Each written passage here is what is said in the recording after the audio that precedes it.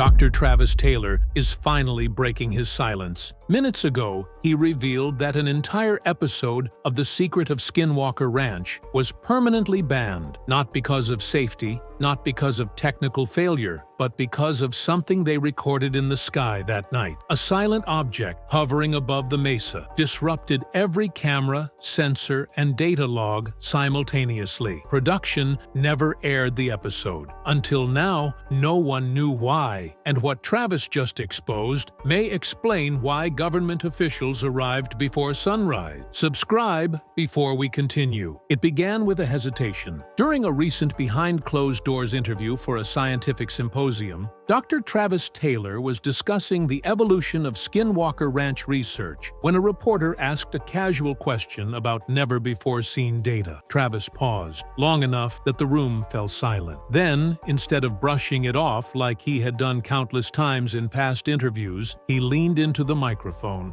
and quietly admitted that one investigation during production was forcibly halted, and the entire episode was banned from ever airing. According to Travis, it was not due to safety errors, lost footage, or team disputes, but because of what appeared in the sky. Until that moment, no one in the public was supposed to know it even existed. He explained that filming took place late into the night on a routine weather monitoring test. At 1:43 a.m., sensors picked up a sudden magnetic spike above the mesa. Travis noted it as a probable equipment glitch. 30 seconds later, the spike doubled. Crew members described feeling a subtle vibration in the ground beneath their feet, as though something unseen had shifted above them. The atmosphere changed, silent, heavy, like static before lightning. But the sky was clear. As cameras turned upward, a dark shape emerged just beyond the thin cloud layer. No light, no sound, no heat signature consistent with aircraft. Travis says it moved with intentional stillness, remaining suspended, as if physically anchored to the airspace. Moments later, every camera pointed at the object froze. The feed didn't go black. It locked, timestamp running, image unchanged. Within minutes, drones dropped, equipment rebooted, all recorded files from that hour corrupted completely. Production notified network executives by satellite phone. By sunrise, an order had come in: do not mention it again. And for the first time, Travis Taylor just did. According to Travis, what made that night so disturbing wasn't just the unidentified object floating silently above the mesa. It was how impossible it was to scientifically categorize. At first glance, the team suspected an experimental military drone or satellite flare. But the object seemed to generate no thermal trace, no transponder signal, and exerted sudden localized electromagnetism without registering any known propulsion. The data captured in the first 18 seconds before the equipment failure reflected directional interference, almost like targeted pressure applied to specific camera angles. It reacted to being observed, Travis stated. He claims they captured a split-second frame before system lock, a shape almost disc-like, but appearing semi-translucent, as if light warped around it. The absence of heat signature puzzled him most. If it was metal, we'd see thermal buildup. If it was plasma or energy-based, there would be dissipation. This was neither. Moments after the still image was frozen, several team members reported experiencing short-term disorientation. One crew operator described it as "my depth perception twisting inward." Another, usually skeptical, claimed a high-frequency ringing sound for nearly 40 seconds that didn't register on any device. The stationary weather sensors, however, spiked into what Travis described as vector disturbance frequencies, anomalous readings known to mimic gravitational variation. What terrified them wasn't that something was there. It was that whatever it was knew they were watching it. Instead of retreating or accelerating like objects have been seen doing before, it held its position mid-air, as if absorbing data from them. Electricity in the generator surged, cameras glitched in rotation. Communication lines went from normal to scrambled audio, momentarily transmitting reversed speech across the team's comms. At 1:46 a.m., without any visible movement, the object vanished. Not darting away, just gone. Sensors instantly flatlined, and that's when they realized the night had just begun unraveling. Seconds after the object blinked out of existence, every live feed on their central monitor wall flipped from tracking sky angles to pointing directly at the team. No one touched the control. According to Travis, it looked as though someone or something had remotely overridden the camera matrix. Each camera, positioned across multiple acres and locked on fixed survey patterns, simultaneously shifted inward to center on the men and women in the command trailer. It was watching them back. The tech team scrambled. Systems were manually rebooted, cables were physically pulled, backup batteries were disengaged, yet the feeds remained active. Our equipment wasn't online, yet it was still broadcasting, Travis recalled. It was like the entire system had a memory of us, even after it was dead. Audio clips recovered later were far worse. A total loss of radio communication occurred for 2 minutes and 24 seconds. But during that blackout, static wasn't silent. Instead, fragments of conversations, their own voices from earlier in the evening, began playing back, distorted and reversed, as if mocking them. One clip repeatedly looped Travis's earlier statement: "We must observe without interfering." Only the playback distorted it into something horrifying. "We observe, you interfere." Temperature inside the trailer dropped 15 degrees in under a minute. Cold, without wind or reason. The generator outside surged erratically. Several crew members described feeling as if an invisible pressure pressed against their chest, making breath difficult. A seasoned military contractor, normally composed under stress, abruptly exited the trailer without explaining why and refused to return for the remainder of the night. When the camera feeds finally cut to black, one screen,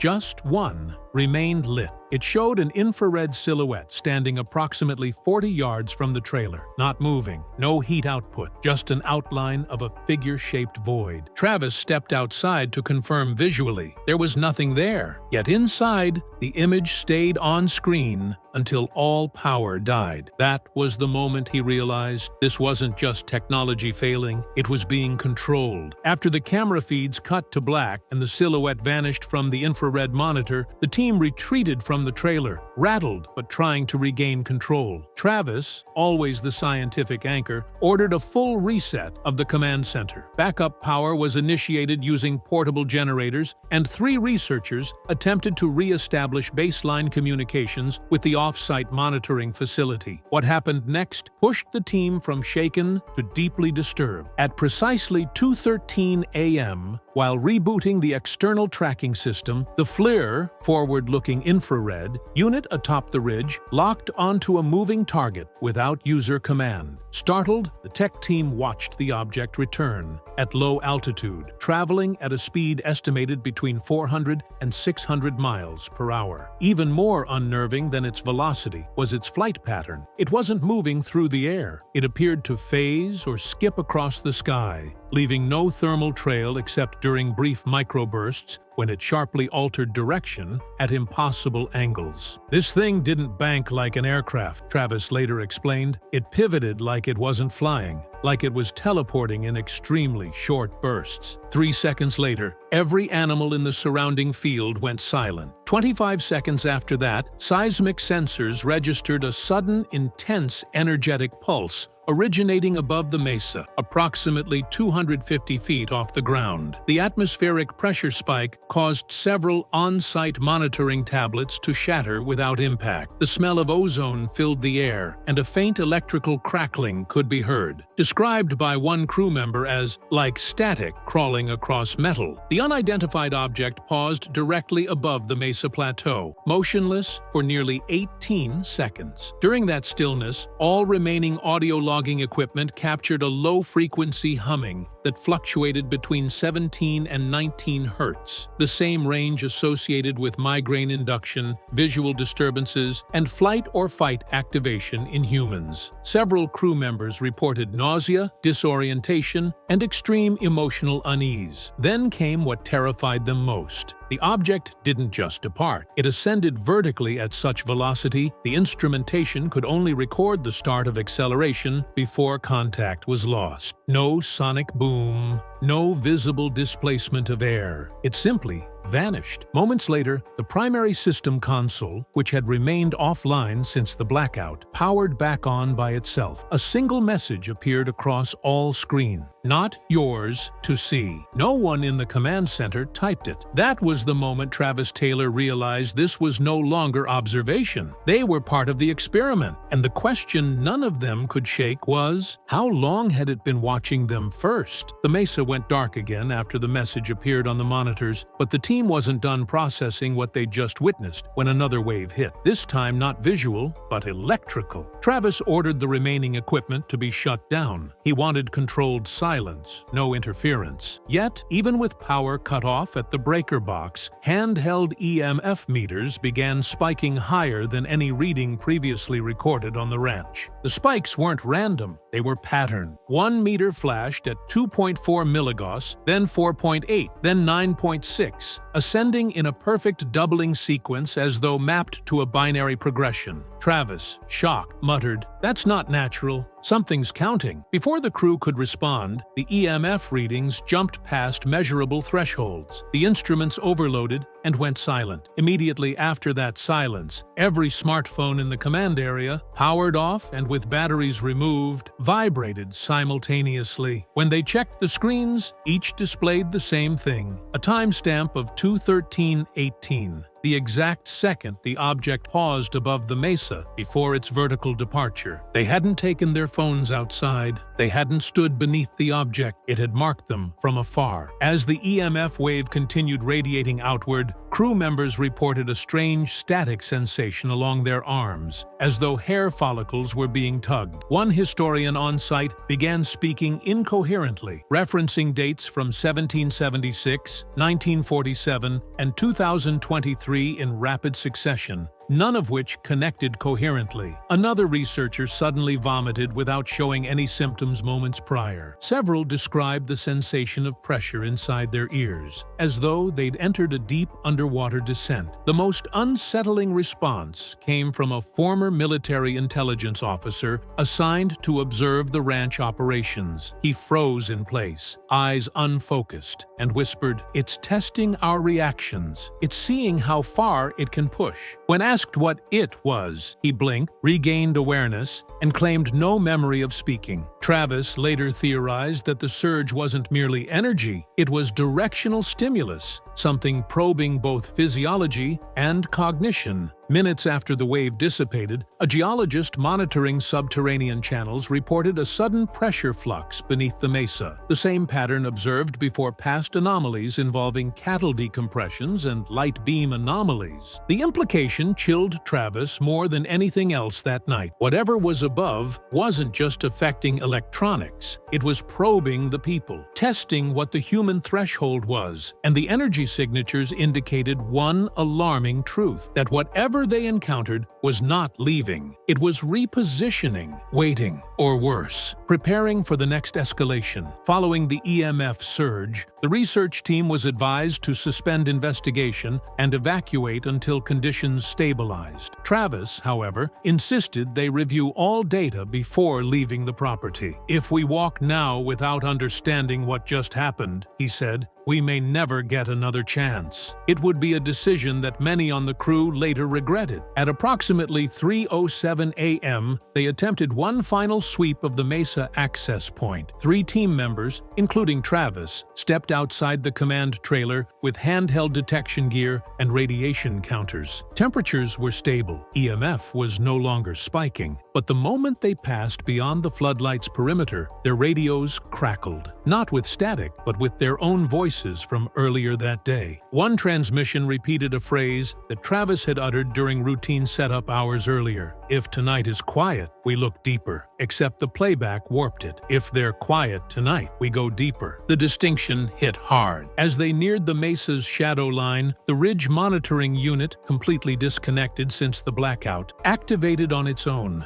A deep, bass-like vibration rolled under their feet. The sensation was similar to standing next to a freight train passing under the ground. The radiation counter jumped from normal levels to nearly 30 microsieverts, in under 5 seconds, forcing them to halt. One operator began bleeding lightly from his nose. Then, the environment shifted. Wind began blowing from the wrong direction, inward, toward the mesa, even though weather records confirmed still air that night. Dust, leaves, and dry brush gravitated towards a point near a rock shelf. It was like the land itself was exhaling towards something unseen. Travis shouted for retreat, but the ground suddenly rumbled, a shallow quake without any seismographic alerts off-site. Then the floodlights went out, all of them. Every single light source, even battery lanterns and infrared beams, extinguished instantly, as if swallowed rather than shut off. One team member screamed in the darkness, not out of pain, but panic. He reported seeing movement beside him, a humanoid outline walking parallel, matching his pace without producing sound. Others felt a sudden gravitational pull toward the mesa, as though their center of mass was temporarily manipulated. Travis, barely able to see, issued the command to abort and fall back to the trailer. The entire retreat happened in silence. No footsteps heard except their own. No wind, only pressure. When they reached the threshold of the command center and crossed under the canopy, the lights returned. Instant, no flicker. Everything was exactly as it had been 5 minutes prior, except one piece of equipment, a handheld thermal scope, had captured a single frame during the blackout. On reviewing it, white-hot signatures of multiple human-shaped figures could be seen descending from above the mesa, spaced evenly apart, right where the air pressure had centered minutes earlier. Travis marked that moment in his private field log with a single sentence: "It didn't want us near that location, not to observe, not to understand, because something was there it was trying to protect or hide." And that is when he knew if they stayed any longer, they wouldn't have been allowed to leave. Once the team reassembled inside the command trailer, shaken and covered in dirt, an urgent internal debate began, not about what they had witnessed, but whether any of it should ever leave the ranch. Multiple crew members argued it posed too great a risk, not only scientifically but psychologically and possibly politically. Travis, visibly distressed but trying to maintain composure, stated that what they recorded could redefine everything we think we understand about physics, surveillance, and possibly intelligence that predates us. Minutes after power fully stabilized, backup drives automatically initiated data synchronization through the network hub. But something happened that no one had expected. The footage and sensor logs tied directly to the blackout window began vanishing in real time. Audio clips were replaced with blank static. Video feeds rewound and rewrote themselves to erase the object above the mesa, the thermal outlines, and all EMF telemetry from the surge. A tech specialist attempted to isolate the data and force manual preservation, but the system overwrote everything directly on the drives. When they disconnected them physically, the damage was already done. It was as if the ranch itself had edited the files. A heated confrontation erupted. One senior advisor demanded they report the incident to federal partners immediately, claiming the signature was not of known terrestrial origin. Another, who had observed similar anomalies tied to classified projects, countered, warning that disclosure could result in shutdown of the entire program and seizure of all personal materials. One researcher, in near tears, suggested destroying the surviving notes entirely and quietly ending the investigation before someone got hurt. That's when the head of security entered the room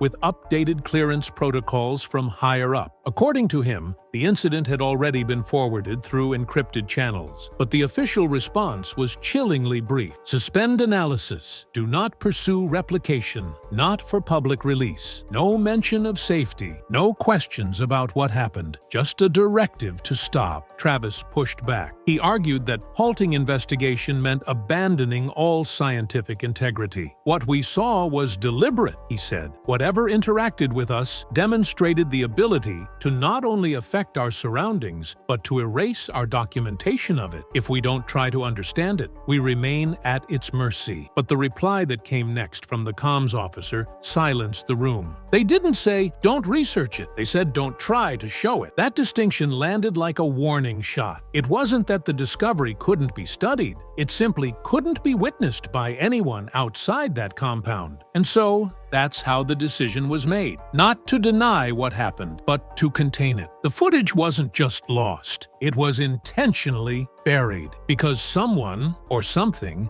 had made it very clear that the world isn't supposed to see what really happened that night above the mesa. In the months that followed, silence became policy. Contracts were extended, statements were moderated, and that night was officially categorized as data corrupted due to environmental interference. But off-camera, the crew's behavior spoke volumes. Several members left the field entirely, some reporting persistent nightmares of a figure standing beyond their window, while others claimed their electronics would activate without power, just like the ranch equipment did during the incident. One technician even relocated out of state, telling a colleague, "I can work somewhere with ghosts or creatures, but not something that watches you think." Travis quietly preserved fragments of evidence through handwritten logs and voice recordings made on analog devices, machines incapable of remote access. In one log, he wrote, "Whatever we encountered did not react to us. Its appearance triggered our observation systems. We weren't recording it, it was activating us." When production resumed, the Mesa episode was scrapped and replaced with safer content. Viewers saw controlled edits, lost equipment data, unstable weather, no mention of airborne anomalies. But earlier this year, during a private panel, Travis broke the script. Without naming specifics, he said, "There was one night when the ranch decided what it would let us see, and it chose something we weren't prepared for." That comment was cut from official release within 24 hours, but a leaked offline clip now circulates quietly among researchers. Travis ended his private memo with a chilling line. "We keep trying to study the phenomenon, but what if that night it was studying us? Not to harm, but to measure response." And that leaves one final question, the one the footage didn't erase. If it already knows how we react, what happens when it decides to test us again? Beneath the rugged terrain of Skinwalker Ranch lies a cabin investigators were never meant to find. A weather-beaten patrol shelter used by the ranch's head of security, known only as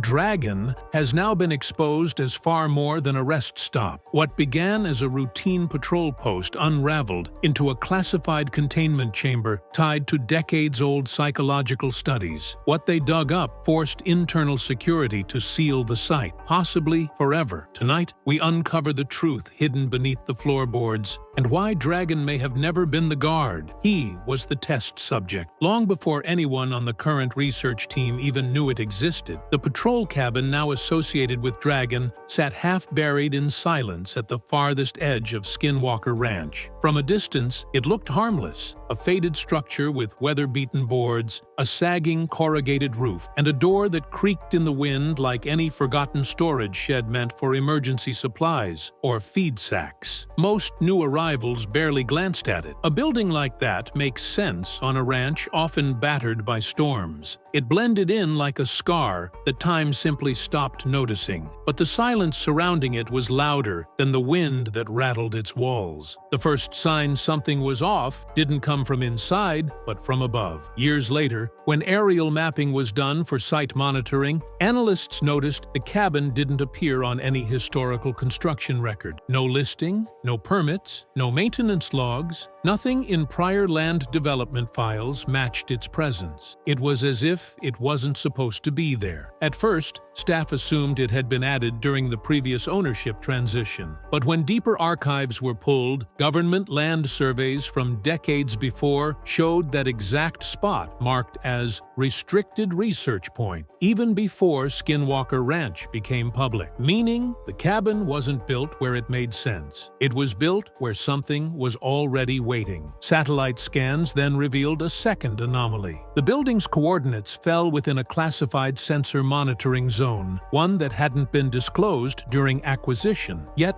no external power lines connected to it, no communications relay, nothing that explained why the site was flagged. Internal employees later admitted they ignored it at first because some locations on the ranch are better left undocumented. But that changed the day Dragon was assigned there, not to protect what was inside, but to unknowingly interact with it. Because someone, somewhere, already knew that the cabin was never meant to serve people. It was meant to study them. When investigators finally entered the cabin with full structural clearance, their first observation was confusion. Ranch buildings are typically assembled with utility in mind: straight beams, salvaged lumber, visible nails, basic insulation. This cabin followed none of those conventions. The interior dimensions measured nearly 3 feet larger than the external foundation, an impossibility without intentionally engineered manipulation. Nails were embedded in spiral configurations rather than linear framing,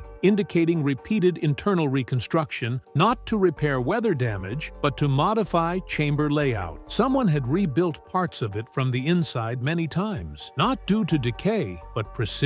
Underneath the rotting floorboards, something far more alarming emerged: industrial-grade electromagnetic grounding plates, the kind used in classified laboratory environments designed to prevent external signal interference or contamination of energy readings. These plates weren't just installed, they were anchored above soil that appeared chemically sterilized. Multiple layers of metallic shielding were positioned to block frequencies rather than protect from weather. No ranch utility shed would ever require that level of electromagnetic suppression. In fact, it shouldn't even be possible to install such technology that deep without formal contracting, heavy machinery, and recorded power logistics. Yet no construction files existed, no record of delivery trucks, no engineering correspondences, nothing. Environmental sensors inside the cabin displayed temperature fluctuations in exact 5-degree increments at scheduled intervals, regulated with precision akin to controlled lab testing. Dust drifted abnormally, collecting only on surfaces away from hidden sensor alignments. Even the air felt unnaturally dense, as though designed to transmit static memory rather than store humidity. According to sensory log reconstruction,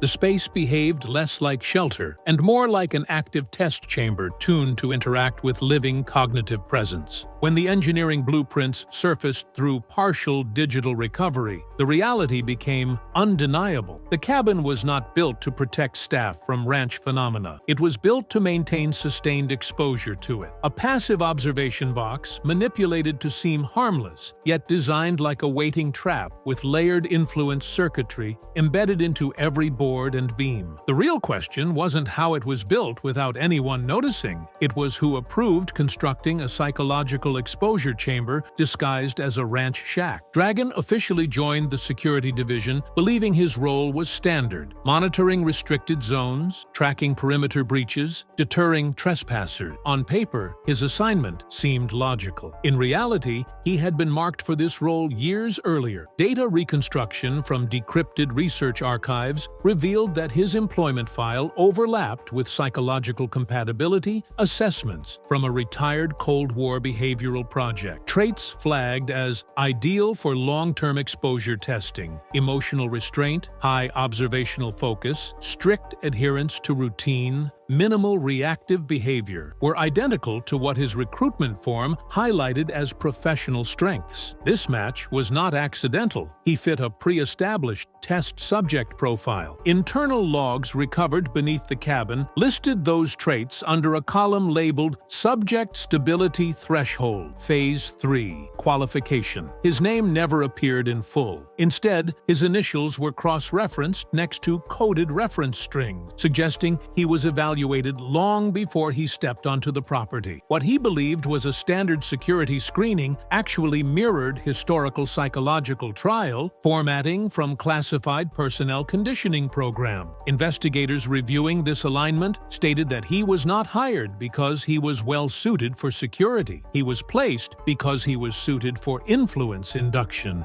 As months passed, changes in Dragon's personal logbook began reflecting subtle cognitive interference. Entries transitioned from precise, professionally structured reports to fragmented expressions of discomfort, short thoughts, incomplete sentences, increased emotional weight without clear trigger. In isolated recordings, he described sensing shifts in his mood and physical energy when near the cabin. He began noting feelings of being observed without environmental stimuli, unsure whether the pressure came from the land or something within his mind. His handwriting became uneven in extended shifts, aligning with what earlier documents classified as as optimal affective disorientation patterns. What makes Dragon's case uniquely tragic is that he never volunteered for any experiment. He never even knew one was occurring. When researchers finally gained system-level clearance to investigate beneath Dragon's patrol cabin, they assumed they'd uncover forgotten wiring, weather damage, or perhaps improperly stored supplies. Instead, lifting the warped floorboards revealed something that did not resemble standard construction at all. A rectangular panel sat embedded deeper than typical foundation depth, sealed with cold industrial bolts that matched no commercial ranch hardware. The bolts were consistent with those used on sealed transport cases for classified laboratory assets, designed to survive high pressure, intense heat, and electromagnetic fluctuation. The panel led to a reinforced metal compartment professionally fabricated and insulated. This was not a repair zone. It was an installation. Inside lay an evidence-style containment tray, organized with the precision of a forensic archive. Each item had been methodically placed, not casually stored. Thick, tinted evidence vials were labeled with non-standard identifiers like ANOMA, ANOMC, and Refuse Human Study. No dates, no signature field, just lettering consistent with internal cataloging codes used in discontinued research programs marked high-risk biocontainment. Next to the vials sat a folded Kevlar pad bearing dried stains. Surface samples returned structure patterns inconsistent with human or registered wildlife blood. Machine analysis flagged the material as unclassified biological origin. Bone fragments were also found, smooth, unnaturally dense, chemically resistant, and slightly luminous under infrared spectrum scanning. The size was too small for any known large fauna, yet density scans suggested impact resistance beyond normal evolutionary design. The final layer contained a microfilm envelope labeled Echo Gateway Failure Report. Its contents detailed electromagnetic exposure testing, cognitive response analytics, and radiation pattern tracking. The last page read, Subject destabilized, threshold exceeded, terminate field sequence. When researchers found Dragon's personal logbook buried deep inside his patrol bag, they expected routine entries, weather updates, ranch security checks, gate scans.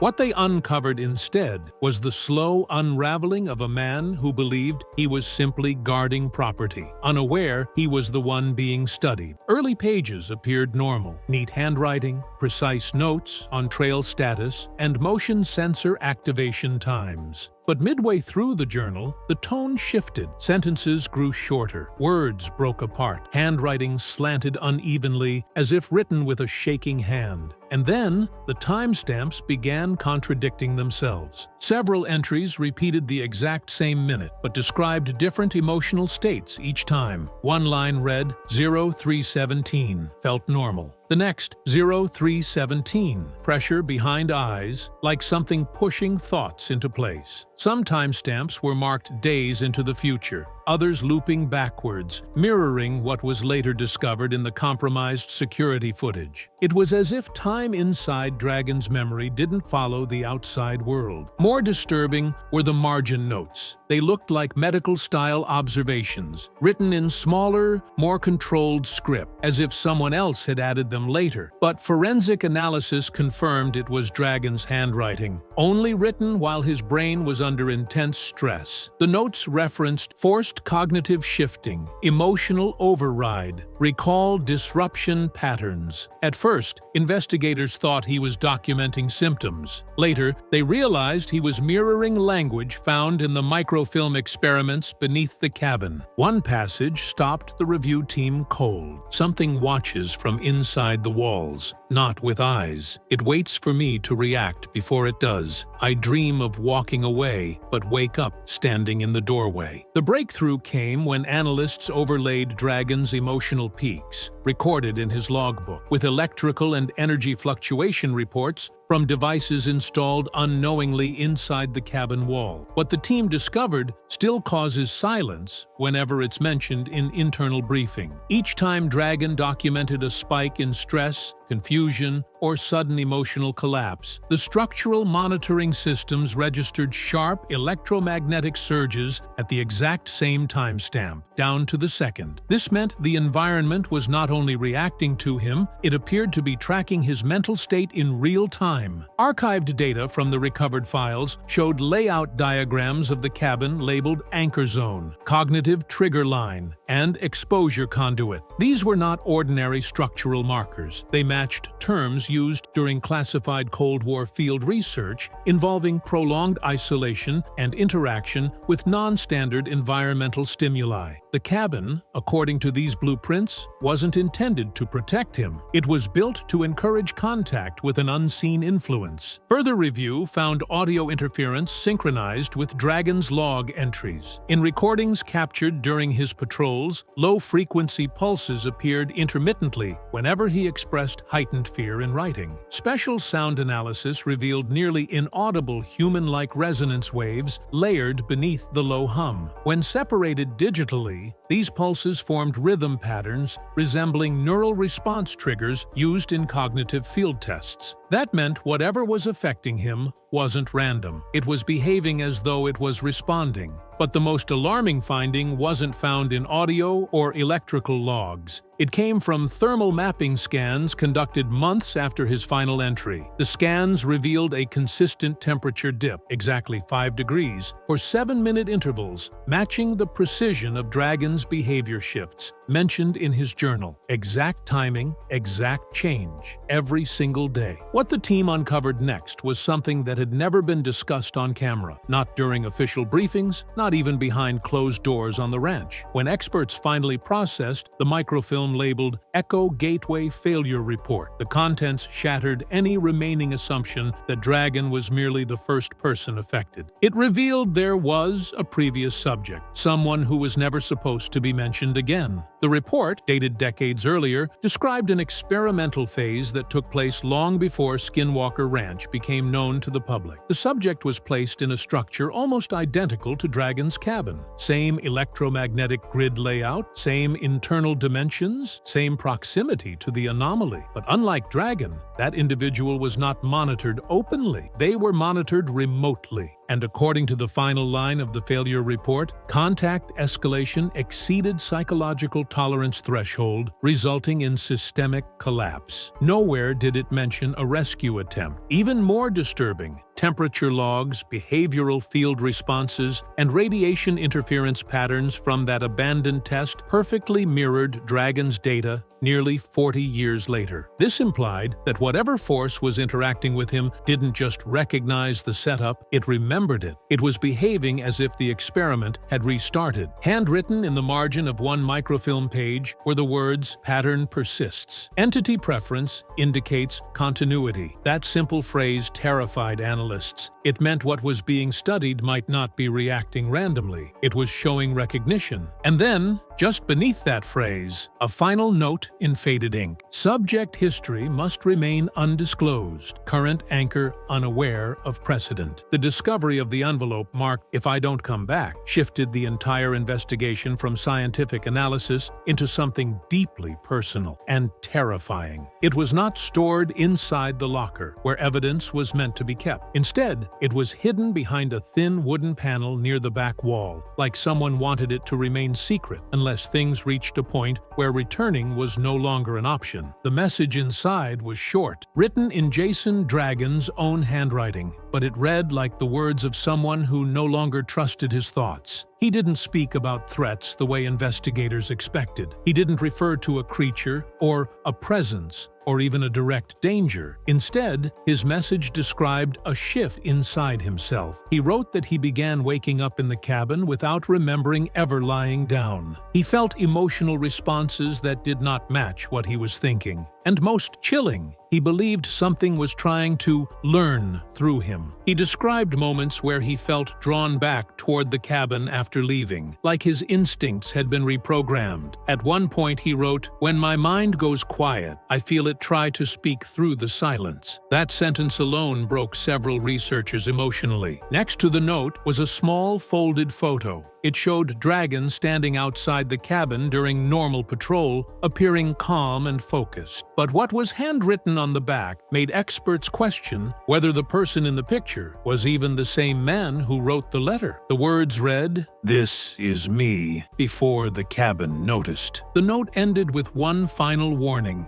left like a desperate instruction. Do not enter alone. The cabin does not forget who it watches. The final breakthrough came not from letters or hidden compartments, but from the last working camera pointed at the patrol cabin. At first glance, the recordings appeared normal. Quiet nights, still wind, empty ground. But just days before Dragon stopped showing up to work, the footage began displaying anomalies that experts still cannot explain. Time didn't move forward or backward. It began replaying itself differently. A minute of footage would play, then rewind, then repeat. But each time, tiny changes appeared. A rock that had been on one side of the frame would shift inches, even feet, without any visible movement. Tree branches bent at angles differing between loops. In one sequence, the cabin appeared wider than before, and then narrower in the next loop, despite never physically changing. The strangest clip showed a metal toolbox near the entrance, a toolbox that, according to team logs, was not placed there until 3 days after the timestamp on the recording. It was labeled as reverse time footage, reality recorded from the future. When researchers slowed the footage frame by frame, they noticed faint flashes along the screen edges, not camera glare, not insects, and not weather interference. The shapes matched the symbols found in the microfilm labeled Echo Gateway Failure Report, almost like whatever this was, it was trying to communicate. Soon after, things escalated. In one recording, the shadow of the camera pole began to fade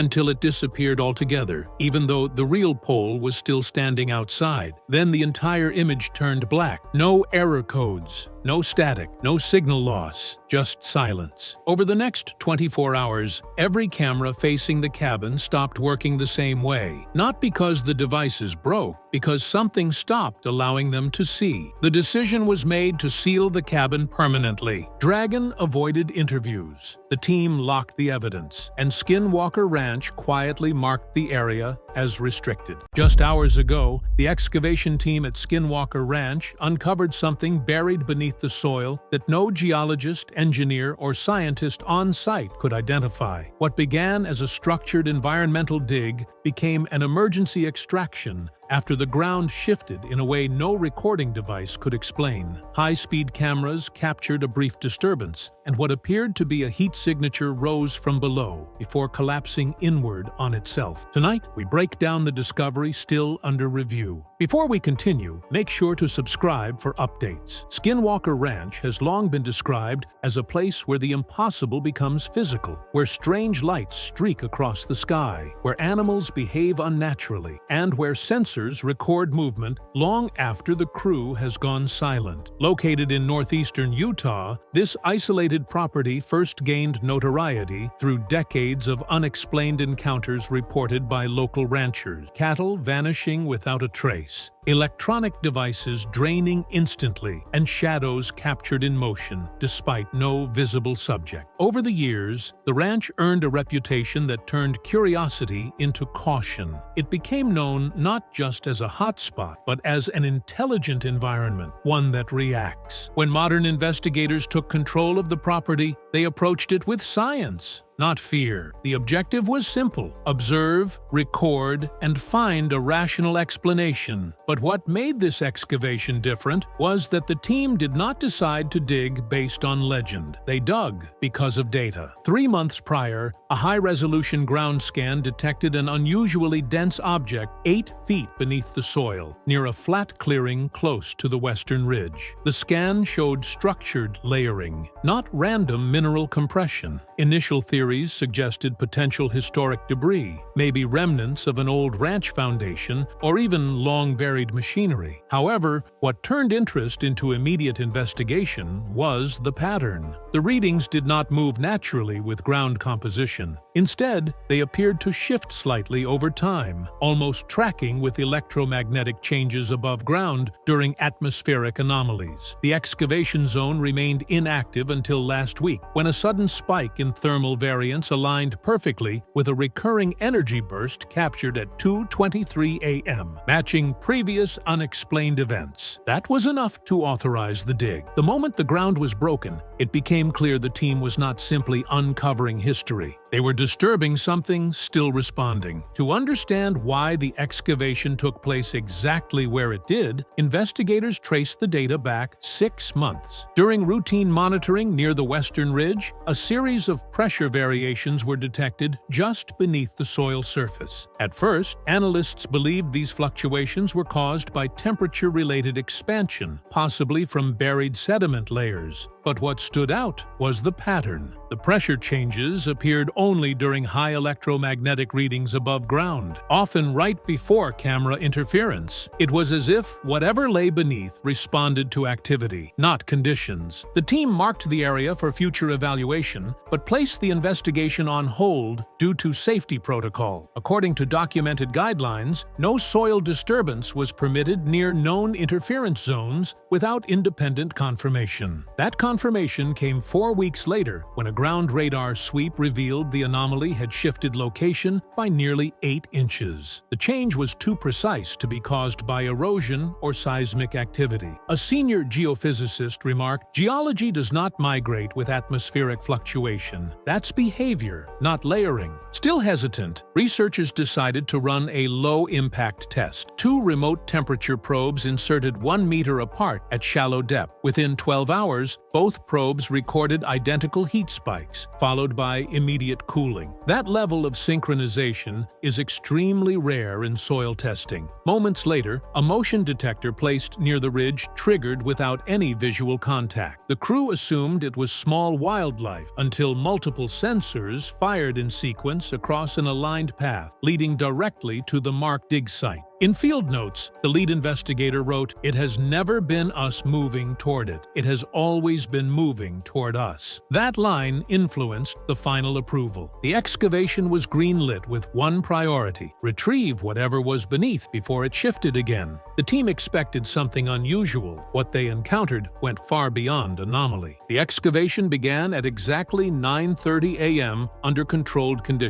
The team agreed on a shallow layer approach, removing soil in measured sections to avoid disturbing possible archaeological formation or underground pressure pockets. Standard field tools were used first: manual trenching equipment, imaging bores, and soft bristle brushes to reduce vibration. For the first 20 minutes, the dig progressed normally. But at just 2 feet below the surface, one of the crew members noticed the soil texture was inconsistent. It appeared layered in thin, uniform strips, rather than the typical natural compaction expected in that part of the ranch. Geologists began evaluating the sample and noted the sediment contained detectable traces of magnetite, a mineral capable of influencing compass direction. Yet the spread of magnetite was too precise, forming curved lines in parallel motion that looked intentionally arranged. When examined under a portable field scope, the mineral concentration increased toward the direction of the buried signature identified in the earlier scan. One researcher quietly remarked, "This doesn't look like erosion, it looks like direction." 6 feet to the left of the test cut, a ground microphone captured faint vibrations, not rhythmic like machinery, but more like subtle, slow pacing, almost like like something moving beneath packed earth. The vibrations stopped every time crew members paused, then resumed as digging restarted. It was logged and moved into observation. At 4 feet depth, temperature probes indicated a gradual rise. The soil was warm, not from sunlight, as most trenches had not yet been exposed that long. At 4.5 feet, the heat intensified, measuring nearly 82 degrees Fahrenheit, despite outside air sitting in the low 50s. The technician cross-referenced the reading twice before confirming accuracy. Just past 9:50, the trench wall briefly shifted. It was slight, no more than an inch of give, but several members felt the movement through their boots. Operations paused immediately. The lead investigator ordered a full rescan of the trench chamber. Every sensor indicated stability, but every person present knew something wasn't still. Following the brief shift in the trench wall, operations resumed with increased caution. The excavation team proceeded using hand tools only. Mechanical digging was suspended to prevent unnecessary vibration. At 5 feet depth, soil consistency unexpectedly changed from compact sediment to dense, clay-like material that bore no resemblance to geological mapping of the area. This alone was unusual. Geological surveys indicated the nearest clay deposit sat more than 12 feet below surface level. What stood out further was how perfectly the material transitioned, as if someone had placed an artificial layer directly over whatever was below. A handheld resistance scanner was lowered into the cavity to measure density. The instrument displayed fluctuating feedback, showing the clay alternated between high and low resistance in a slow wave pattern. It did not stay consistent. It behaved almost as though it was reacting to proximity. When crew stepped back, the reading steadied. When they leaned closer into the trench, values spiked sharply. Around 10:14 a.m., a dull vibration rolled through the soil again. This time it was stronger, lasting nearly 4 seconds. The vibration did not register on any seismic monitors positioned around the dig site, yet multiple members confirmed physical sensation. A field technician described it as a single slow push, like pressure passing through the ground. The lead geologist requested a halt for reassessment, but before the order could be acted on, the thermal probe inside the trench registered a sudden temperature drop from 82 degrees Fahrenheit to 47 in under 10 seconds. Cold mist began forming at the base of the trench, despite air temperature and humidity being too low for condensation. Moments later, the clay layer visibly shifted, not in collapse, but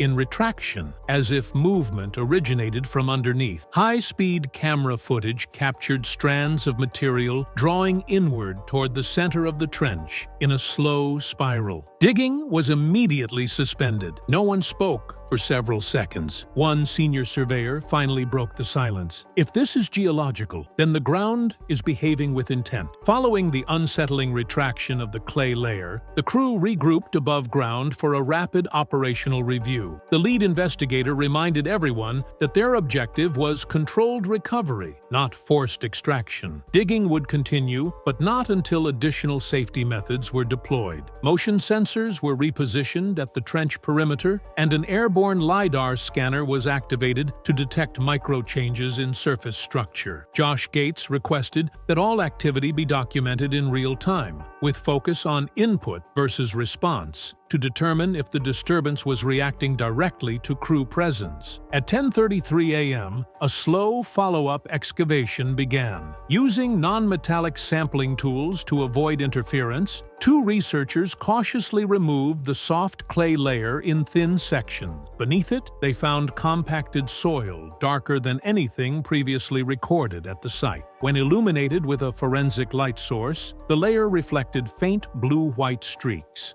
not consistent with moisture or mineral traces. Attempts were made to collect a sample. Each time, thermal readings spiked and handheld scanners froze before data could be stored. At 10:37, an audio technician monitoring ground microphones reported hearing what sounded like low-level oscillation coming from below, similar to rhythmic pressure pulses. When isolated and amplified later, the pattern mirrored the cadence of shallow breathing. But in that moment, the effect was subtle enough to pass without immediate alarm. The excavation team continued, slowly clearing debris until a shallow depression became visible directly beneath the anomaly. The outline appeared structured, almost circular, measuring approximately 22 inches wide. A slim metallic probe was inserted gently to test depth. It made contact at exactly 2.5 inches below the depression. The contact point registered both resistance and slight vibration. Without warning,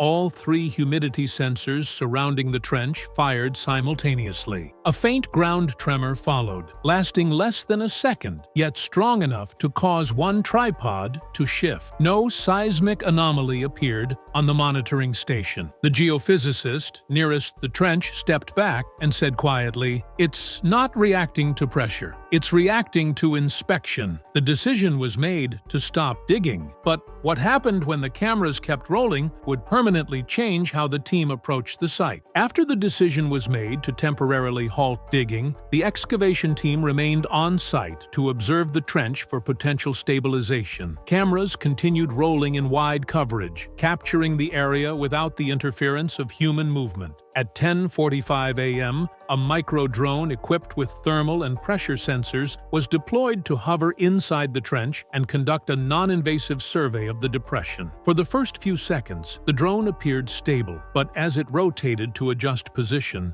its vertical stabilizer began to fluctuate erratically. The thermal camera feed showed a temperature drop directly beneath the drone, falling from 47 degrees Fahrenheit to 39 in less than 4 seconds. The air grew visibly thicker, and faint condensation began forming around the perimeter of the depression. Without any wind recorded, a lateral air shift passed through the trench, pushing dust particles inward. On audio playback, this motion coincided with what sounded like a single, low-frequency exhale. At 10:46, the drone's onboard stabilizer failed. The craft dropped abruptly onto the depression surface, but instead of impact, it appeared momentarily cushioned. Sensors indicated a brief suspension, as though resting on a soft surface, before sudden lateral displacement pushed the drone sideways against the trench wall. The equipment then lost all telemetry. No mechanical malfunction was logged. It simply powered down. Immediately following the drone failure, the soil within the depression began to contract, drawing inward at a rate too slow to be considered collapse, but too directional to be entirely natural. High-speed camera footage showed particles pulling toward the center in a spiral motion. The lead investigator described it as a breath drawing inward, resembling the motion previously recorded, but now stronger and sustained. The trench wall then emitted a single, audible crack.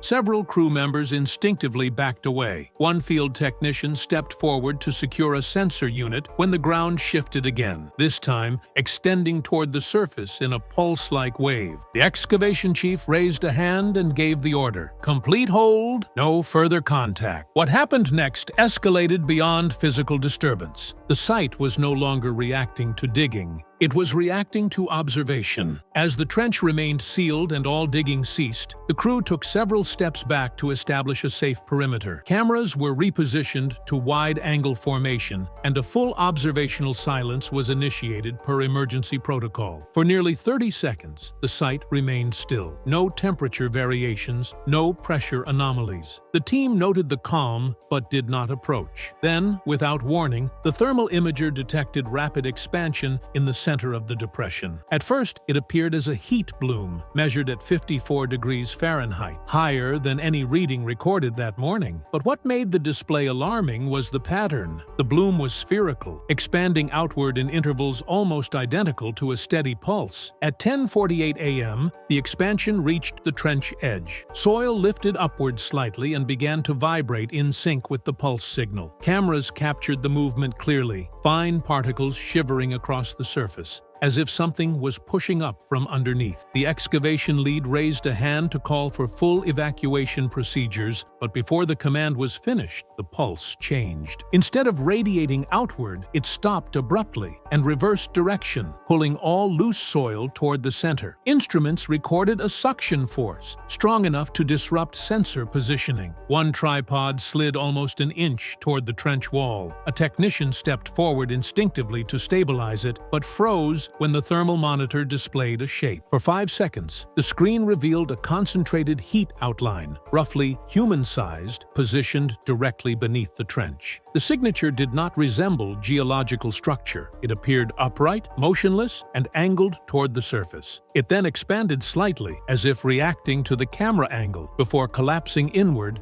and vanishing completely. No one spoke. The ground sensor alarm engaged for the first time in the project's history with a high-risk alert code. The site manager issued the only remaining command permitted under Level Red protocol: immediate extraction. Secure everything. No further observation. The excavation was over, but what they captured had only just begun revealing itself. Once the command for immediate extraction was issued, the crew began moving equipment out of the trench area, prioritizing sensor storage over visual capture. Per emergency protocol, the final 30 minutes of field data were automatically uploaded to a secure server before shutdown. The team dispersed across the staging tents, most refusing to discuss what they believed they had seen. As the field operators secured transportation for the night, the digital surveillance review team remained behind. At 12:15 p.m., the trench footage from the high-speed camera, recorded at 2,000 frames per second, was uploaded for stabilization analysis. On normal playback, the footage simply showed loose soil shifting inward during the pulse, but at extremely reduced speed, the movement revealed pattern. The particles were not only converging, they were forming radial lines, spreading outward like spokes on a wheel. Each spoke remained stable for a fraction of a second before collapsing inward simultaneously. At the moment of maximum contraction, an image emerged, not in visible light but in depth-shadow contrast. For 4 frames, equivalent to just under 2 milliseconds, the depression appeared to form a complete oval aperture, smooth along the edges, as if shaped from beneath. Within that oval, a second void briefly opened, narrow, vertical, and centered. A technician compared the frame to previous seismic imaging overlays and noted, "This doesn't match geological fracture. This looks like intention." The aperture collapsed instantly, and the soil returned to passive state. The screen then flickered twice before full audio synced with the image. In that instant, a soft broadband sound filtered through the static. Low tremor, measured frequency, 6.3 Hz, well below human speech. On-site observers had not heard it, but the recording had. When the data analyst replayed the footage a final time, she leaned back from the monitor, removed her headset, and marked the clip as restricted. Her report included only 7 words: "We were not seeing an object, we were being seen." Following the restricted classification of the trench footage, the excavation team transitioned from active field protocol to post-investigation review. At 1300 hours, a closed session meeting was convened in the temporary command trailer located just outside the perimeter zone. Only 7 individuals were present: the site lead, the excavation director, 2 digital analysts, the scientific coordinator, the compliance officer, and a legal observer. The footage played once without commentary. When it ended, no one reached for the replay button. The compliance officer spoke first, stating that under current operational guidelines, excavation in that section must cease until an independent technical panel determines non-anomalous condition. The scientific coordinator disagreed, noting that confirmed anomalous activity requires suspension, not pending inspection. At that moment, the legal observer stepped forward and placed a sealed document on the table. It outlined a protocol rarely referenced during research operations. It specified that when observed activity appears to interact with investigative action itself, the proper course of response is not escalation, but isolation. The excavation director summarized the decision in 11 measured words. "We will not dig further. We will not attempt replication." Cameras and scanning devices were boxed and removed from the immediate site. Soil extraction plans were suspended indefinitely. A follow-up security review determined that no footage would be publicly released without unanimous approval from an advisory committee yet to be assembled. Before sunset, sunset, the trench area was isolated with temporary construction mesh. Equipment was relocated beyond the 200-yard exclusion radius. The team dispersed under non-disclosure advisory. Later that evening, one final observation was noted by the off-site analyst assigned to thermal audio review. While isolating the frequency at 6.3 Hz, she detected a second pattern layered beneath the first, a faint harmonic rise measured at 10.1 Hz. The shift was subtle but deliberate, occurring precisely at the moment the team withdrew. The final notation in her report read, "It changed after we left," as if it noticed. Just moments ago, newly released sensor data from Skinwalker Ranch revealed a disturbing discovery. Something beneath the mesa is moving right now. Not residual activity from past excavations, not random geological noise, but an active, trackable pattern shifting underground in ways that match no known natural behavior. According to internal reports, this movement aligns exactly with areas previously linked to unexplained interference and crew illness. Investigators say this new data suggests the phenomenon is not only still active, but responding.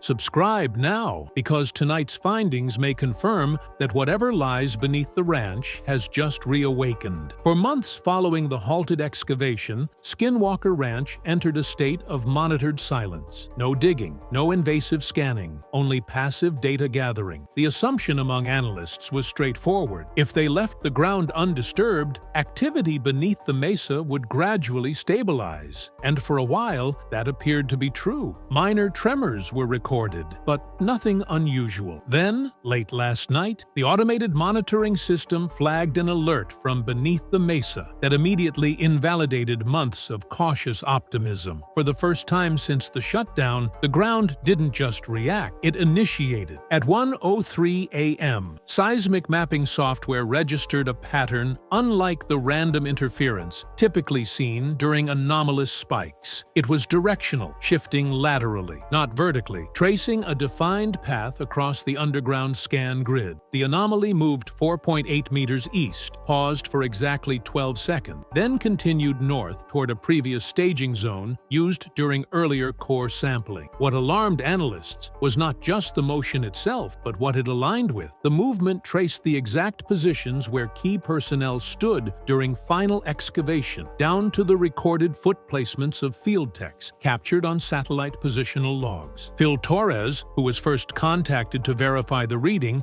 reportedly responded with disbelief, saying, "There's no reason for the ground to echo human movement patterns unless something is referencing them." The system repeated the anomaly shift twice in under 15 minutes, forming a trail that didn't follow geologic fault lines, but human presence intervals. This was the first time since the shutdown that recorded movement suggested memory, not reaction. That implication triggered immediate escalation, and when thermal sampling was compared to seismic data during the shift, the deeper truth became impossible to ignore. Something beneath Skinwalker Ranch isn't just active again. It's moving with purpose. Once seismic tracking confirmed underground movement, analysts cross-referenced the data using advanced thermal imaging software calibrated for subsurface fluctuations. Typically, ground heat signatures disperse in irregular patterns based on moisture and density, but this one didn't disperse. It traveled. The system detected a cold void, not a heat source, moving beneath the soil layers along the same path identified by seismic tracking. It was as if something was absorbing heat as it shifted through the earth, leaving behind a measurable temperature drop that trailed it like a wake. The void registered at -1.4 degrees Celsius relative to surrounding ground temperature, forming a perfectly defined mass profile approximately 1.6 meters long and 0.5 meters wide. But the most unsettling part wasn't the size, it was the cadence. The movement paused at consistent intervals of 11 seconds, matching the rhythmic timing from the initial excavation disturbance. The interval also aligned precisely with the reported heartbeat acceleration pattern from the technician who collapsed during the earlier dig. Two independent analysts flagged this as potential biometric synchronization. explanation, though no one officially used the term tracking. Even more alarming was what thermal overlay revealed when matched against archived human positioning. As the void passed beneath areas where crew members had previously stood, the heat deficit intensified briefly, almost as if responding to residual presence. One thermal technician privately described it as recognition through imprint. When asked to elaborate, he refused, saying only, "It didn't move randomly, it navigated." At exactly 3:27 a.m., the anomaly slowed beneath what was once the core drill alignment. Then, for the first time since monitoring began, the system detected an upward temperature differential, meaning the cold mass had moved closer to the surface. It remained elevated for 5 full seconds before lowering again, triggering a Stage 4 proximity alert. Nothing broke through, nothing physically emerged, but one thing became clear. It wasn't descending further into the earth, it was working its way toward the surface, and toward where the team had been. With seismic and thermal data now indicating directed movement underground, the team deployed an aerial drone to monitor the area from above. The goal was simple: avoid physical contact with the ground while gathering downward-facing imaging to cross-verify thermal signatures. The equipment was rated for electromagnetic interference and had flown dozens of previous assignments at the ranch without incident. But this flight wouldn't last 90 seconds. At exactly 2:11 a.m., the drone reached 18 feet above the excavation zone perimeter before its altitude began to drop unexpectedly. Flight logs showed no pilot error, no wind, no navigation input. The drone's propulsion systems were functioning normally, yet something unseen exerted downward force, steadily guiding the drone toward the soil in a slow, unnatural descent. The onboard stabilizers activated automatically to counteract what the system classified as negative lift pressure, but each correction only slowed the descent temporarily. Then, telemetry feed captured something chilling: a harmonic pulse, identical to the sub-frequency signature recorded on the night the excavation was halted, spiked through the drone's onboard audio. A fraction of a second later, the gimbal-mounted thermal camera detected the same cold void beneath the surface, shifting directly beneath the drone's position. The aircraft continued to descend, reaching just under 6 feet above the ground before emergency autopilot disconnected from control. The live operator attempted manual override, but the system recognized a false altitude reading, displaying the drone as resting on the surface even though it remained airborne. Then, at 6 feet, 4 inches above the mesa, every onboard sensor flashed red simultaneously. The drone's final captured image showed a compression effect on the soil as if something beneath it flexed upward in response to the drone's proximity. The pilot, panicking, cut power entirely, forcing a free fall to prevent further interaction. The unit landed hard in a safe zone outside the anomaly perimeter. Impact analysis confirmed no internal damage from the fall, but the altitude barometer was corrupted beyond repair. Phil reviewed the footage later and said only, "It wasn't the drone being pulled down. It was the ground reaching up." This incident marked a turning point. Underground movement wasn't just shifting, it was responding to observation. And the next data would prove it could adapt. What happened next forced analysts to abandon conventional geological interpretation. Reviewing the seismic displacement data alongside the drone telemetry, one researcher noticed a recurring time interval that appeared in every recorded event tied to the anomaly. From the technician collapse during the previous dig to the drone failure just hours earlier, the movement beneath the mesa wasn't random. It pulsed at exactly 11.2-second interval, identical to the tachycardic rhythm experienced by the technician during his medical episode months ago. At first, they believed this to be an algorithmic glitch, until an independent cross-analysis confirmed the rhythm aligned with the average human respiratory cycle under stress. That's when an internal candidate from the biometric forensics team flagged something more disturbing. The interval also matched the exact heartbeat pattern of the technician recorded during his collapse, down to the millisecond timestamp. When thermal data and seismic movement were layered over the technician's health monitor logs, the anomaly's displacement calibrated almost perfectly with his physiological response at the time of the digging incident. It wasn't simply tracking motion, it was copying rhythm. Some dismissed this as coincidence, but further review showed the same cadence repeating at a moment when no humans were present on site, suggesting the anomaly was running a cycle, as though replaying the interaction. The lead analyst commented privately that the mass movement displayed adaptive repetition, a trait not found in any geological or mechanical event. He refrained from using the word learning, but internal notes reflect that was exactly what he meant. Cautiously, the team activated a controlled test, simulating a low-frequency pulse through ground sensors calibrated to match the technician's heartbeat under anxiety. Within 40 seconds, seismic feedback spiked exactly at the test modulation site. The anomaly appeared to shift toward the simulated source. To the researchers, this was undeniable. It didn't just move, it reacted,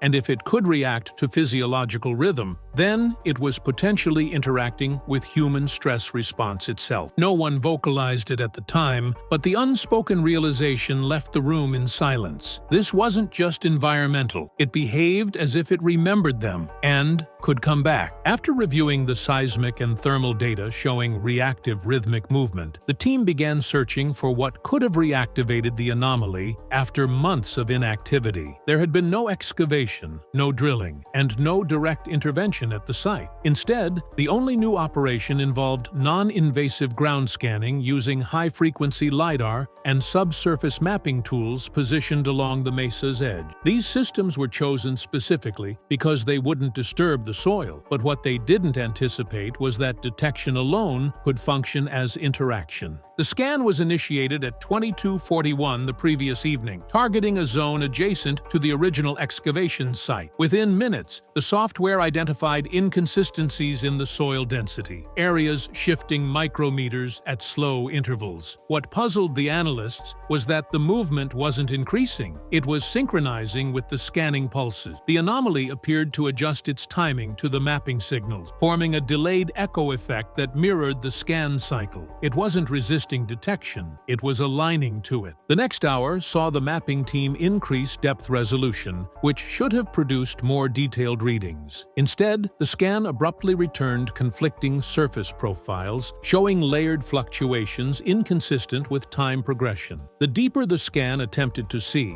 the less stable the reading became, almost like the subterranean density was recalibrating itself, adapting to visibility range. One engineer described it as the system pushing back against clarity. But what became most concerning was that this increase in scan depth coincided exactly with the anomaly's first horizontal shift in months. Further analysis determined that the anomaly had changed velocity after the scan intensified, moving toward the mapping equipment location. It wasn't retreating, it advanced. Then, shortly after the final scan cycle, seismic logs captured a microspike, originating directly below the scanner array before traveling along the path previously linked to personnel position. Only then did they realize the possibility they had avoided acknowledging since the excavation, that identifying the anomaly triggers engagement. It wasn't the digging that woke it up this time, it was being observed. One senior analyst would later summarize it best. It didn't respond to intrusion, it responded to recognition. And the team had just given it their full attention. Following the LiDAR scan response, analysts began reviewing secondary data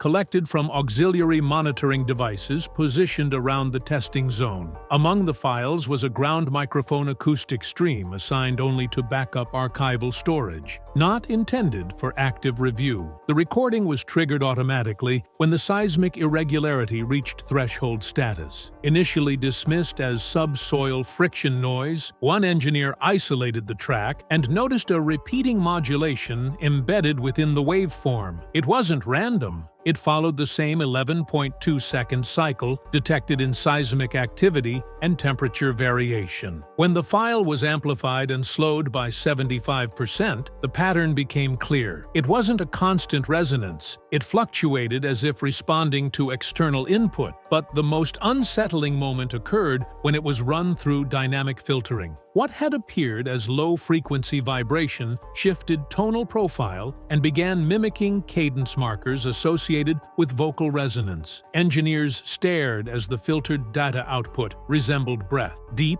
drawn out, followed by silence, repeated in perfect sync with the previously recorded pulse timing. A second acoustic specialist tested the file against livestock interference history, atmospheric anomalies, even tunneling rodents. Nothing matched. The signal displayed intentional frequency shifts, subtle but precise. It almost mirrored stress breathing patterns. Upon further refinement, another layer appeared, faint modulation that formed intermittent rises in pitch, consistent with proto-speech formation. Not words, not language, but an attempt. The audio ended abruptly, the moment scanning devices were powered down. When played to a small panel that included Phil and one of the on-site medical personnel, both reported feeling pressure in their chests at the same timestamp. The medic had to step out of the room. In her written report, she noted, "Exposure produced tension localized between sternum and diaphragm. Felt anticipatory." One analyst broke protocol and wrote beside the waveform excerpt, "This isn't sound being transmitted, it's behavior being expressed." No one officially used the phrase, but the implication was undeniable. It wasn't just moving, it was responding to being monitored and, possibly, attempting to communicate. During the sensor review, analysts discovered a brief clip recorded by a non-primary perimeter thermal camera, one that had not been included in the central tracking grid. The device was intended for wildlife detection and border breach alerts, not anomaly analysis. It operated on a delayed relay system and should not have been syncing to seismic or acoustic events. Yet at 3:02 a.m., precisely when the audio signature reached its peak, the camera triggered. The recording shows an empty stretch of soil near the outer edge of the mesa,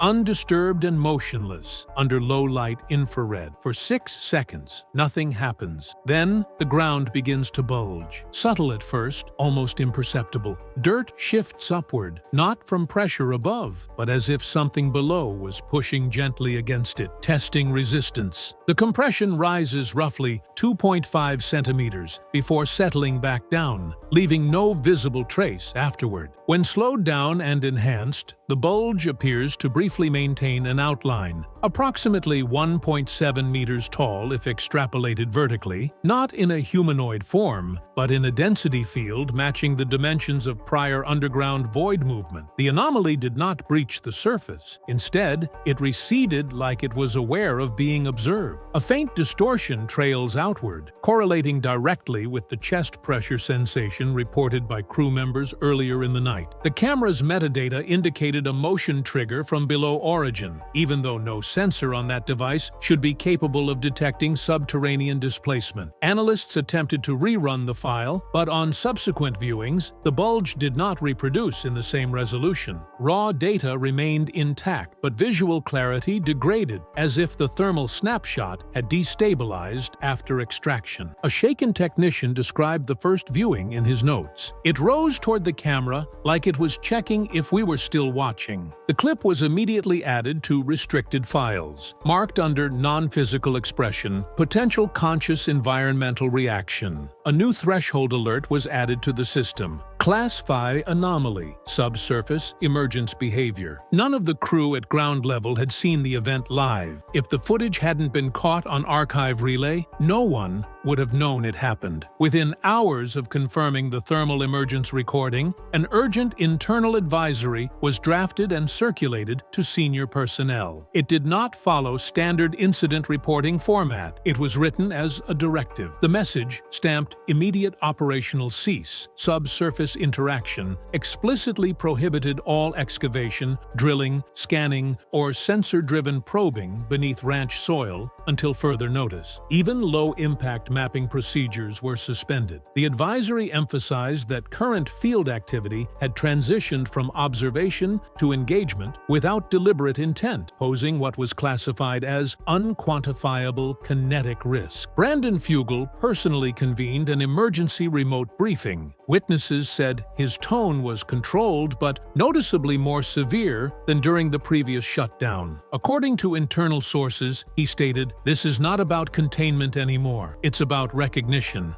We know it's responsive. The more we probe, the more we interact. He went on to say that all further attempts to measure or interfere with the anomaly risked escalation, and that the safest course was distance, not analysis through contact. Though he didn't use the word sentient, several present said the implication was clear. The new operational guidelines now limited investigations to indirect observation only, atmospheric readings, aerial thermal imaging, and signal tracking from beyond anomaly-registered grid points. All underground data collection was prohibited. The advisory also included an unprecedented note requiring psychological monitoring for any crew exposed to the dig site or who had reviewed the recent file. This is the first time in the ranch's investigation history where personnel safety protocol extended beyond physical threat to interpretational exposure. As the advisory closed, Fugal delivered one final instruction in writing. We analyze what's above. We do not disturb what's below. There will be no exceptions. But as night approached and sensors continued reporting movement beneath the mesa, another question surfaced among the analytics team. If observing it triggers response, what happens when it realizes we've stopped looking? Following the advisory, ground contact ceased entirely. No further scans, no drones over the excavation zone. Everything shifted to passive monitoring. For the first 18 hours, activity dropped to near zero. Then, at 4:12 a.m. this morning, sensors recorded 3 short seismic pulses originating directly beneath the former dig site, each exactly 11.2 seconds apart. No lateral movement this time, no temperature shift, just a signal, then silence. Analysts believe it may have registered the sudden absence of observation. One theory suggests that after mimicking human physiological rhythms, it may now be waiting for re-engagement. The most recent scan confirms that the anomaly is still present, still stationary, directly below the sealed zone. But here's the detail that forced renewed alert status. The pulses were not measured as pressure. They were categorized as contact. It didn't retreat deeper underground. It pressed lightly upward. It knows we're still here, and it hasn't moved away. For now, no one will dig. But the newest data makes one thing disturbingly clear. It might not need us to dig again. Next activity cycle is projected in 36 hours. Skinwalker Ranch owner Brandon Fugal finally addressed the moment that nearly ended the investigation for good. In a rare unscripted statement, he admitted there was a point during excavation beneath the mesa when the team encountered something so unnatural, so reactive, that he immediately ordered the dig to stop. According to Fugal, the discovery posed unpredictable consequences and should have never been disturbed. Camera feeds were cut, thermal data confiscated, and the area sealed. Subscribe for the full breakdown, because what he just revealed changes everything. For months, the team at Skinwalker Ranch monitored unexplained interference patterns beneath the southern edge of the mesa, patterns that didn't match naturally occurring geological movement or standard electromagnetic fluctuation. The sensors, buried across multiple depth points, began registering rhythmic pulses at precise intervals, almost like something cycling or responding from below. At first, it was shrugged off as instrumentation error. But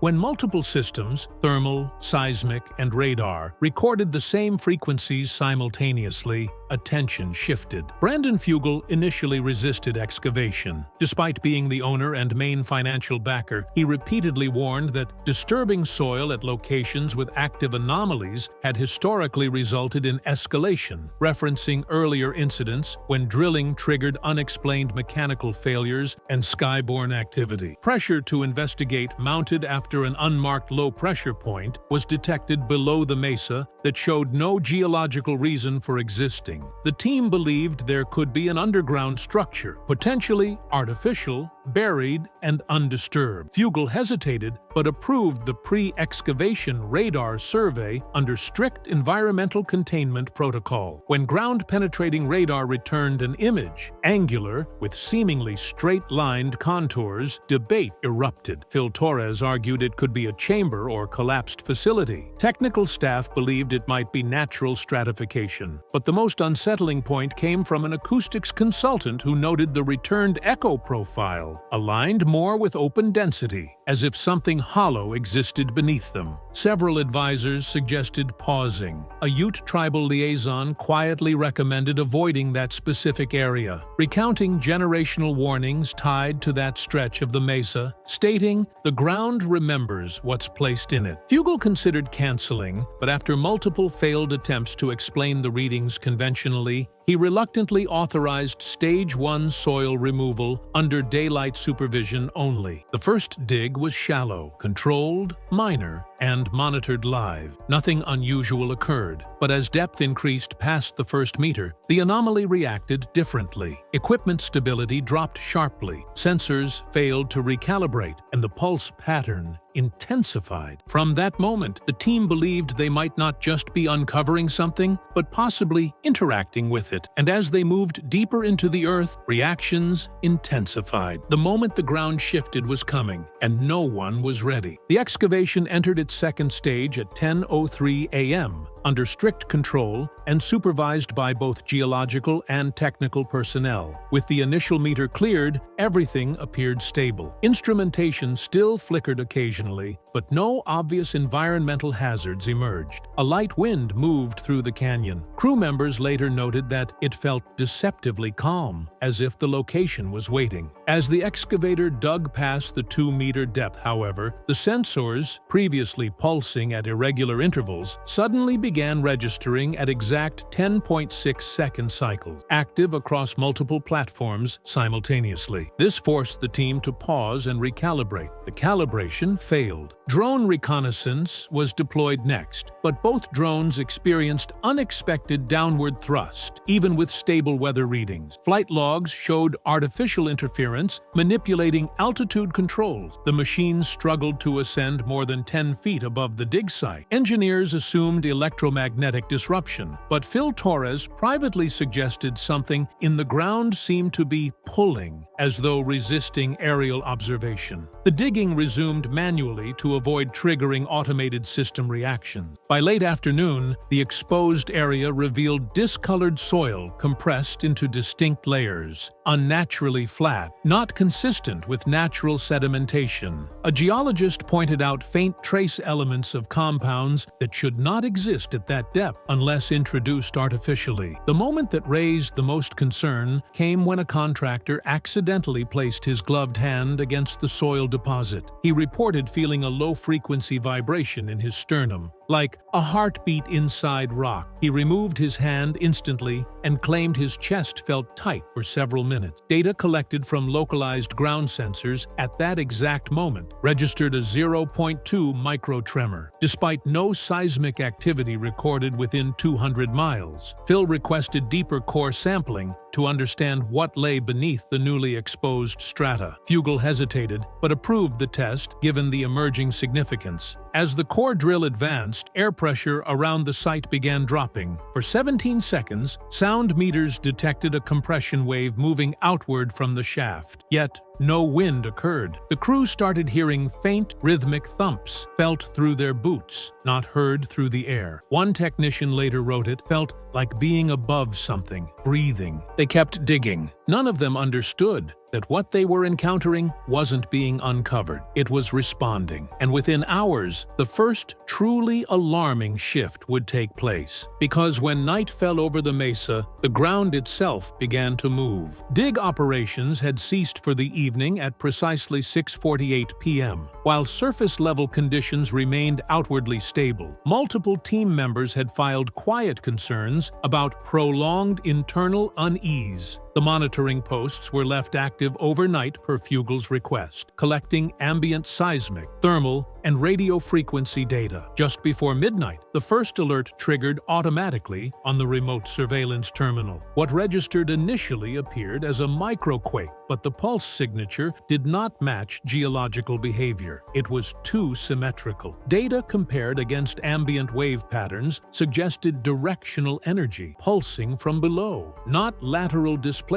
typical of seismic motion. Phil was the first to return to the dig site, arriving with a field puzzled technician. The air was unnaturally still. Visual observation showed no shifts on the surface, but when logging sonar returned, what they saw was described as subsurface volumetric fluctuation, a slow uplift followed by a subtle release, spaced exactly 11 seconds apart, as if the Earth itself were exhaling and inhaling. Jessica arrived moments later and noted the ground felt slightly warm, despite temperature drops at night. Instrument readings showed a localized heat difference of 4.2 degrees, confined to a 21-foot radius directly around the excavation pit. The team activated ground microphones to isolate the source of the pulses. What came through was unlike anything logged on previous investigations. Instead of chaotic interference or audio warping, the signal was uniform, repetitive, like coded vibration. A field acoustic analyst later noted it resembled resonance intended to stabilize mass, not disperse it. Moments later, one of the stabilization sensors collapsed inward, falling into the hole despite being securely staked outside the cut line. Equipment readings began failing. Battery life dropped at accelerated speed, signal loss cascaded across receivers, and core drill telemetry spiked at 400% activity, despite being inactive. Phil radioed Fugal directly, advising temporary suspension and evacuation. According to internal report snippets, before issuing his directive, Fugal asked one question: "Is the ground rising?" The next reading answered for them. The soil within the pit swelled upward approximately 1.3 centimeters without external pressure. Movement was slow but undeniable. A technician watching the live thermal overlay gasped, claiming he saw a pattern forming along the lifted earth, something repeating the same frequency signature logged earlier. Then alarms triggered simultaneously across all monitors. The ground didn't just shift again, it reacted. And when the team replayed the footage from this moment, Fugal made the decision that changed the entire course of the excavation. During the incident, the primary live cameras failed exactly as expected once the anomaly spiked, but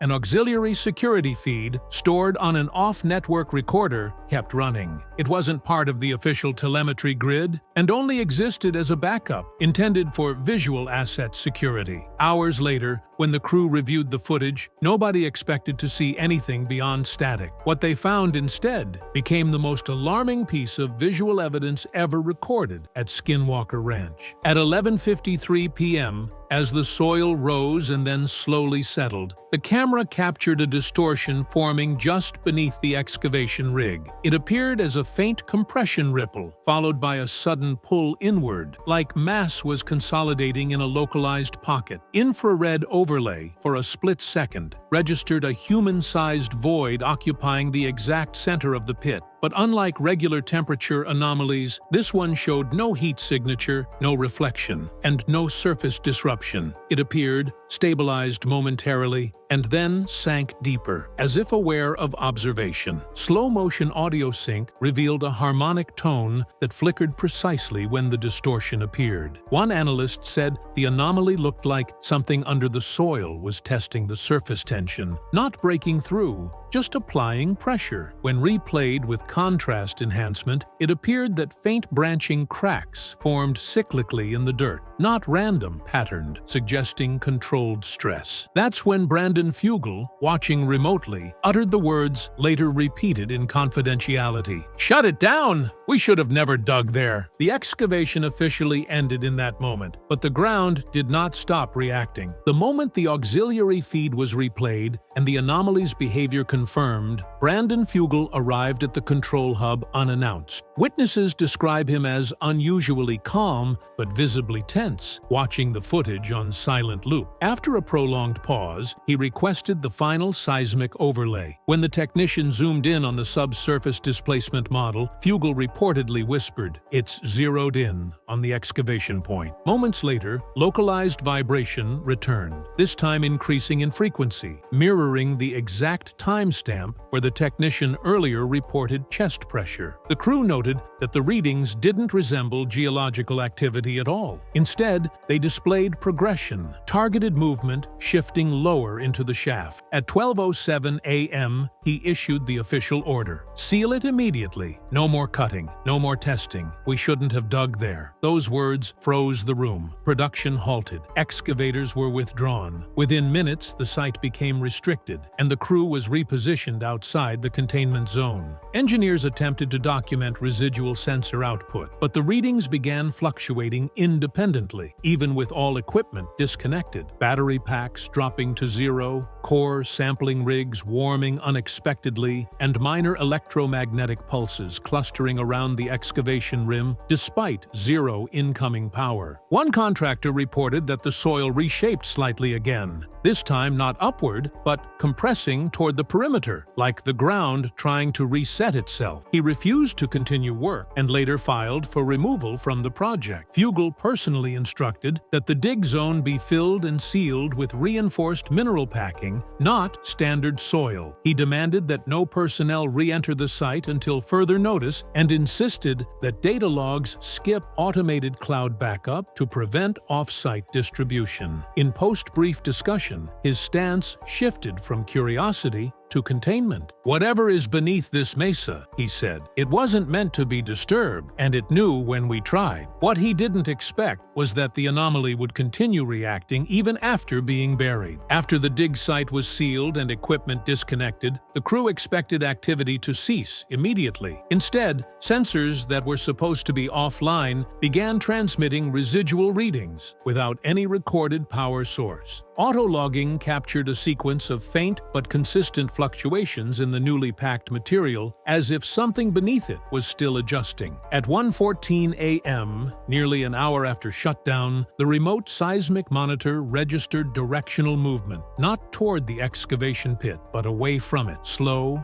measured, deliberate, heading northeast along the underground gradient. Phil Torres, still on site analyzing live feeds, noticed that the movement aligned exactly with the path where the crew stood during their final minutes at the pit. Heat void signatures ran parallel to footprints captured earlier that afternoon. Forensic technicians later confirmed a 0.8-degree drop in temperature within those exact coordinates, like something was tracing the path back. One analyst noted the pattern mimicked human pacing. What alarmed the team wasn't the shift itself, it was what happened when they reviewed thermal scans from the moments after sealing. The mass didn't just move beneath the earth, it elevated slightly, creating a spectral impression hugging the underside of topsoil. It followed where people had stood, pausing for seconds at points where crew members reported anxiety earlier in the investigation. At 1:26 a.m., a ground microphone, left unintentionally active, captured a low, gliding frequency that corresponded directly with the seismic shift. It wasn't random. The pattern matched the timing of the technician's heartbeat from the collapse event hours earlier. That's when the medical lead advised temporary withdrawal, stating, "If this thing can align to someone's physiology, we may not be at risk from proximity, but from recognition." The crew cleared the zone completely by 1:40 a.m., but the scans continued recording movement beneath the mesa, and by morning, at least one team member would admit they didn't sleep, not because of what they saw, but because of what they felt might leave the ground next. By morning, the excavation site showed no visible disturbance. The seal packing appeared intact. No instruments triggered alarms. On the surface, it looked as if nothing had happened. But the change didn't come from beneath the mesa. It came from the people who'd been closest to it. Within hours, 3 crew members reported deep chest pressure, not pain, but a sensation described as like gravity pulling into my ribs. One technician said he could still feel the rhythmic pulses they'd detected underground, even though no monitors registered ongoing anomalies. Another admitted he avoided stepping anywhere near the dig site, despite no logical reason, stating bluntly, "It feels like standing over something that remembers you were here." During medical assessment, mild tremors were observed in 2 individuals when shown footage of the excavation area. Even without sound, their heart rates accelerated in perfect sync with the timestamp where ground displacement had been detected the night before. A visiting analyst confirmed that even reviewing still images triggered physiological responses consistent with anticipation stress. ominous. No one wanted to use the word fear, but more than one admitted to feeling recognized. Psychological observations documented recurring dreams reported by 2 crew members. Both described being beneath the soil, aware of moonlight above them but unable to reach the surface. One wrote privately that they woke, believing they heard the ground breathing through me. Neither returned to the mesa that day. Brandon Fugal suspended all subterranean operations indefinitely, stating that future investigations would avoid direct intrusion of ground-level anomaly. He reportedly told senior staff, "Whatever was under us, interacting with it may have allowed it to interact with us." What he didn't disclose publicly was that the anomaly had not fully receded,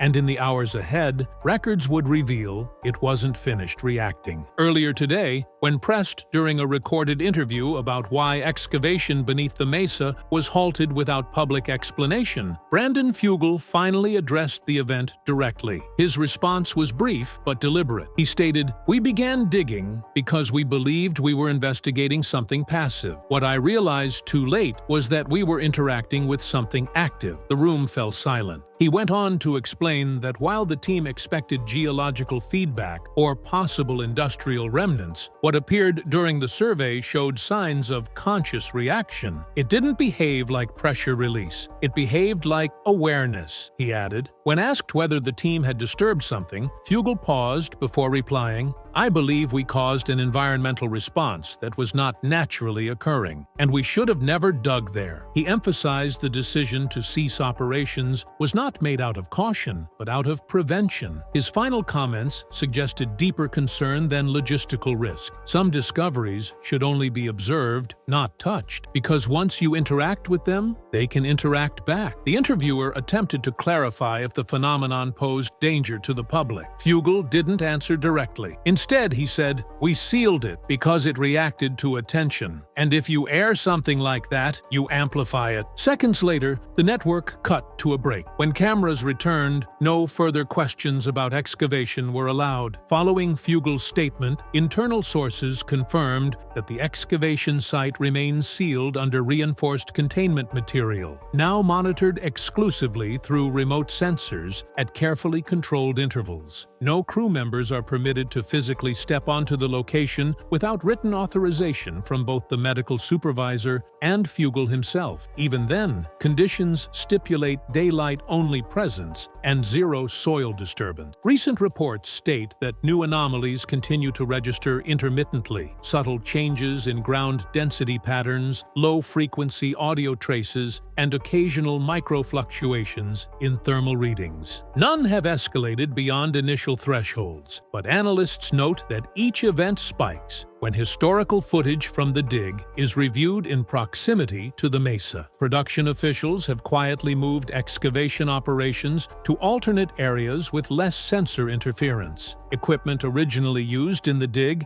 has been isolated in storage and flagged with a limited exposure protocol, meaning only designated personnel can access the machinery, and only while monitored. 2 technicians who experienced post-digature symptoms are no longer active on the project and requested assignment removal, citing prolonged internal dissonance. While no official statement links these symptoms to the excavation, multiple internal memos acknowledge persistent effect markers. To date, there are no plans to resume digging at the site. Future investigations will rely solely on above-ground scanning and atmospheric tracking. In a closed meeting, Fugal reportedly said, "We didn't find something buried. We woke something that already knew we were here." When asked if he fears that whatever reacted underground might re-emerge, he responded, "It's still reacting. We're choosing not to provoke it further. For now, the site remains sealed. The ground is silent, but few believe it is still. And while no formal closure has been announced, those involved in the dig already understand the truth. They will never dig there again. Not because they can't, but because they shouldn't. And the deeper question now isn't what's buried under Skinwalker Ranch. It's what might already be awake beneath it.